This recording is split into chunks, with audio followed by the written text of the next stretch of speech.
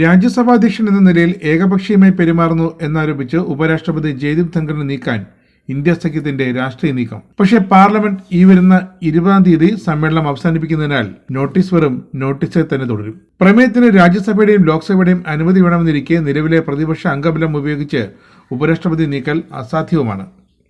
എങ്കിലും ഇന്ത്യ സഖ്യത്തിനുള്ളിലെ നിലവിൽ ഉയർന്നുകൊണ്ടിരിക്കുന്ന തർക്കങ്ങളും കലാപവുമൊക്കെ അടിച്ചമർത്താൻ വേണ്ടിയിട്ട് ഒരു വിഷയം ഇന്ത്യ സഖ്യം എടുത്തിടുകയാണെന്ന് മാത്രം. സഖ്യത്തിന്റെ നേതൃസ്ഥാനം ഏറ്റെടുക്കാൻ തയ്യാറാണെന്ന് മമതാ ബാനർജി പ്രഖ്യാപിച്ചതിനെ തുടർന്നാണ് മുന്നണി കക്ഷികൾ തമ്മിൽ അഭിപ്രായ ഭിന്നത രൂക്ഷമായത്. ഇതിനിടെയാണ് ഉപരാഷ്ട്രപതി നീക്കാനുള്ള പ്രമേയത്തിന് അവതരണ അനുമതി തേടി ചൊവ്വാഴ്ച രാജ്യസഭയിൽ സഖ്യം നോട്ടീസ് നൽകിയത്. ചരിത്രത്തിൽ ഇതാദ്യമായാണ് ഉപരാഷ്ട്രപതിയെ നീക്കാൻ നോട്ടീസ് നൽകുന്നത്. ഉപരാഷ്ട്രപതി നീക്കുന്ന പ്രമേയത്തിന് 14 ദിവസം മുമ്പ് നോട്ടീസ് നൽകണമെന്നാണ് ചട്ടം. അതുകൊണ്ട് തന്നെ ഈ മാസം 20-ന് അവസാനിക്കുന്ന ശീതകാല സമ്മേളനത്തിൽ നോട്ടീസ് പരിഗണനയ്ക്കെടുക്കില്ല എന്നും ഉറപ്പായി.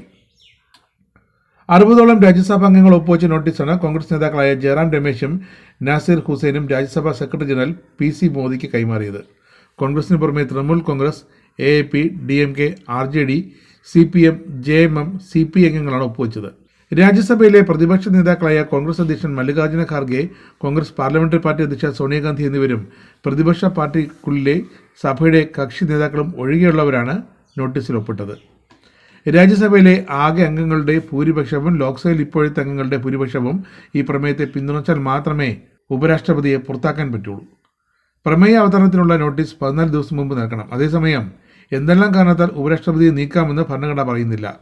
രാജ്യസഭാ അധ്യക്ഷൻ എന്നല്ല, ഉപരാഷ്ട്രപതി എന്നാണ് അനുച്ഛേദത്തിലും പറയുന്നത്. അതുകൊണ്ട് തന്നെ ഇന്ത്യ മുന്നണിക്കുള്ളിലും ഈ ഒരു വിഷയം ആശയക്കുഴപ്പമുണ്ടാക്കിയിരിക്കുകയാണ്. എങ്കിലും ഒരു നോട്ടീസ് നൽകിയിരിക്കുക എന്നത് മാത്രമാണ് ഇപ്പോൾ ഇന്ത്യ മുന്നണിയുടെ മുന്നിലുള്ള ഏക ലക്ഷ്യം.